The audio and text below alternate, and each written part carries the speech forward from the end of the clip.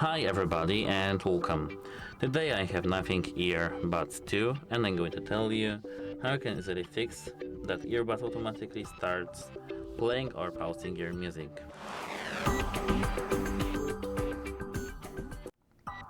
So at first update your earbuds to their latest version in your Nothing X application. Then the second tip from me is to the player music application maybe, I don't know, has stopped running or crashed. You have to update the player, for example Apple Music or Spotify, until their latest version. Try again. Then you can just do a factory reset of your headphones. It should help.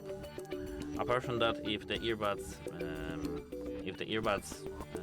you have on your earbuds enabled the auto wear and auto ear detection, you have to disable it. Goodbye.